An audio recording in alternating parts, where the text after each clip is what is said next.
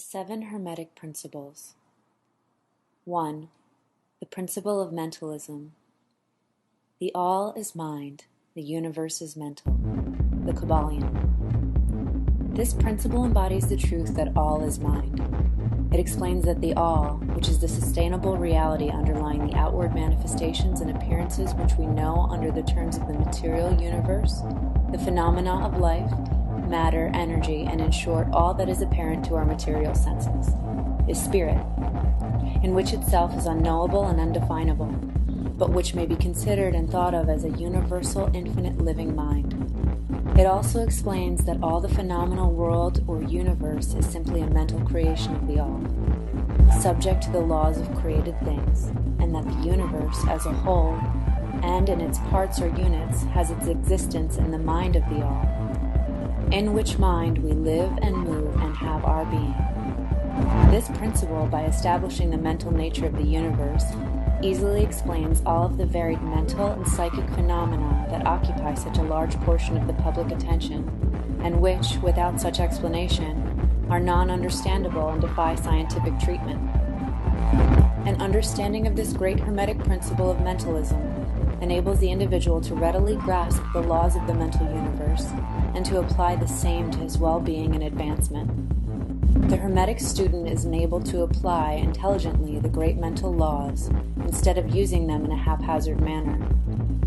With Tyre Master Key in his possession, the student may unlock the many doors of the mental and psychic temple of knowledge and enter the same freely and intelligently. This principle explains the true nature of energy, power, and matter, and why and how all these are subordinate to the mastery of mind.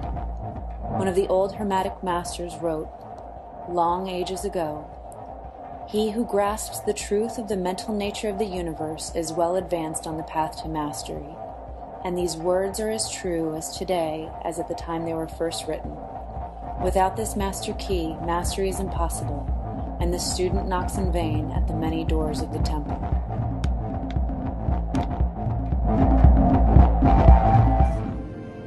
As above, so below, as below, so above. The Kybalion. This principle embodies the truth that there is always a correspondence between the laws and phenomena of the various planes of being and life. The old Hermetic axiom ran in these words: as above, so below, as below, so above. And the grasping of this principle gives one the means of solving many a dark paradox and the hidden secret of nature. There are planes beyond our knowing, but when we apply the principle of correspondence to them, we are able to understand much that would otherwise be unknowable to us. This principle is of universal application and manifestation on the various planes of the material, mental, and spiritual universe. It is a universal law. The ancient Hermeticists considered this principle as one of the most important mental instruments by which man was able to pry aside the obstacles which hid from view the unknown. Its use even tore aside the veil of Isis to the extent that a glimpse of the face of the goddess might be caught. Just as the knowledge of the principles of geometry enables man to measure distant suns and their movements while seated in his observatory, so a knowledge of the principle of correspondence enables man to reason intelligently from the known to the unknown. Studying the monad, he understands the archangel. Nothing rests, everything moves, everything vibrates. The Kybalion. This principle embodies the truth that everything is in motion, everything vibrates, nothing is at rest. Facts which modern science endorses and which each new scientific discovery tends to verify. And yet, this Hermetic principle was enunciated thousands of years ago by the masters of ancient Egypt. This principle explains that the differences between different manifestations of matter, energy, mind, and even spirit result largely from varying rates of vibration. From the all, which is pure spirit, down to the grossest form of matter, all is in vibration. The higher the vibration, the higher the position in the scale. The vibration of spirit is at such an infinite rate of intensity and rapidity that it is practically at rest, just as a rapidly moving wheel seems to be motionless. And at the other end of the scale, there are gross forms of matter whose vibrations are so low as to seem at rest. Between these poles, there are millions upon millions of varying degrees of vibration. From corpuscle and electron, atom and molecule, to worlds and universes, everything is in vibratory motion.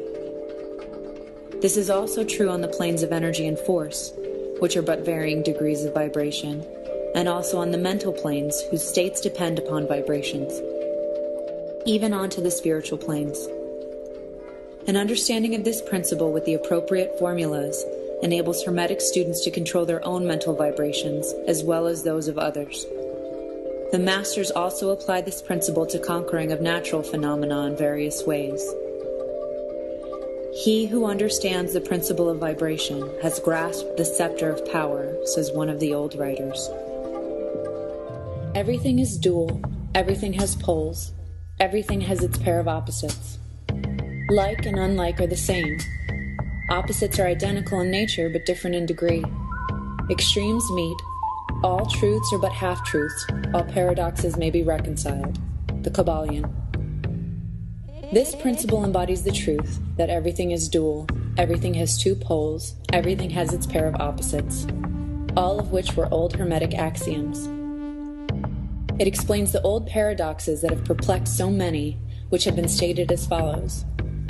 Thesis and antithesis are identical in nature but different in degree. Opposites are the same, differing only in degree. The pairs of opposites may be reconciled. Extremes meet. Everything is and isn't at the same time. All truths are but half-truths. Every truth is half false. There are two sides to everything, etc., etc. It explains that in everything there are two poles or opposite aspects, and that opposites are really only two extremes of the same thing, with many varying degrees between them. To illustrate, heat and cold, although opposites, are really the same thing, the differences consisting merely of degrees of the same thing. Look at your thermometer and see if you can discover where heat terminates and cold begins. There is no such thing as absolute heat or absolute cold. The two terms heat and cold simply indicate varying degrees of the same thing, and that same thing which manifests as heat and cold is merely a form, variety, and rate of vibration. So heat and cold are simply the two poles of that which we call heat, and the phenomena attendant thereupon are manifestations of the principle of polarity. The same principle manifests in the case of light and darkness, which are the same thing, the difference consisting of varying degrees between the two poles of the phenomena. Where does darkness leave off and light begin? What is the difference between large and small, between hard and soft, between black and white, between sharp and dull, between noise and quiet, between high and low, between positive and negative? The principle of polarity explains these paradoxes, and no other principle can supersede it. The same principle operates on the mental plane. Let us take a radical and extreme example, that of love and hate. Two mental states apparently totally different. And yet there are degrees of hate and degrees of love, and a middle point in which we use the terms like or dislike, which shade into each other so gradually that sometimes we are at a loss to know whether we like or dislike or neither. And all are simply degrees of the same thing, as you will see if you will, but think a moment. And more than this, and considered of more importance by the Hermeticist, it is possible to change the vibrations of hate to the vibrations of love in one's own mind and in the mind of others. Many of you who read these lines have had personal experiences of the involuntary rapid transition from love to hate, and the reverse, in your own ease and that of others. And you will therefore realize the possibility of this being accomplished by the use of the will by means of the Hermetic formulas. Good and evil are but the poles of the same thing, and the Hermeticists understand the art of transmuting evil into good by the means of an application of the principle of polarity. In short, the art of polarization becomes a phase of mental alchemy, known and practiced by the ancient and modern Hermetic masters. An understanding of the principle will enable one to change his own polarity, as well as that of others, if he will devote the time and study necessary to master the art. Everything flows out and in. Everything has its tides. All things rise and fall. The pendulum swing manifests in everything. The measure of the swing to the right is the measure of the swing to the left. Rhythm compensates. The Kybalion. This principle embodies the truth that in everything there is manifested a measured motion, to and fro, a flow and inflow, a swing backward and forward, a pendulum-like movement, a tide-like ebb and flow, a high tide and a low tide, between the two poles which exist in accordance with the principle of polarity described just a moment ago. There is always an action and a reaction, an advance and a retreat, a rising and a sinking. This is in the affairs of the universe, suns, worlds, men, animals, mind, energy, and matter.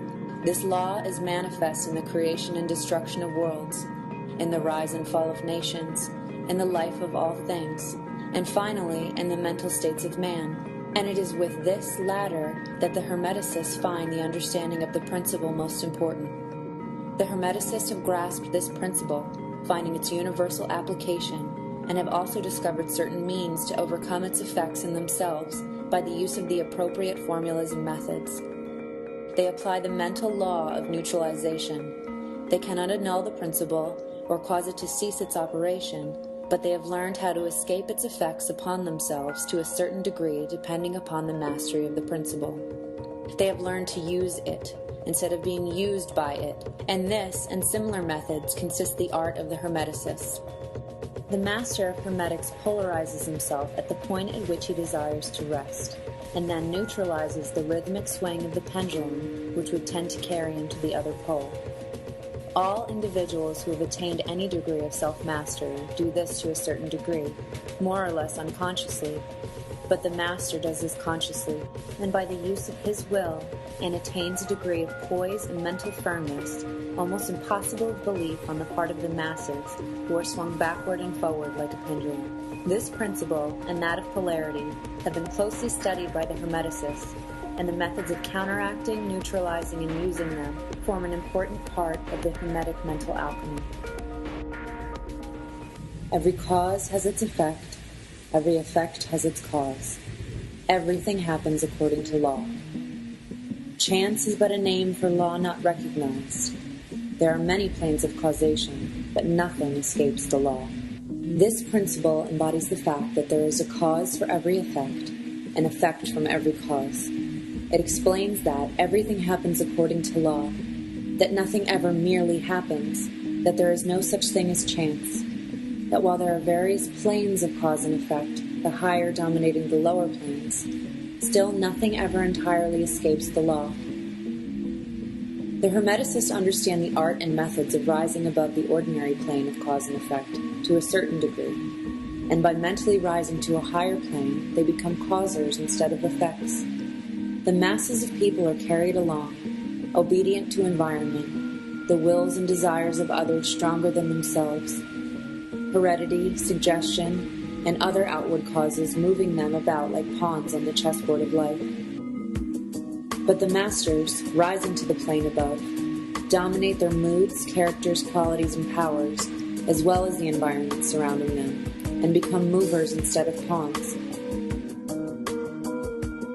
They help to play the game of life instead of being played and moved about by other wills and environment. They use the principle instead of being its tools. The masters obey the causation of higher planes, but they help to rule their own plane. In this statement, there is condensed a wealth of Hermetic knowledge. Let him read who can.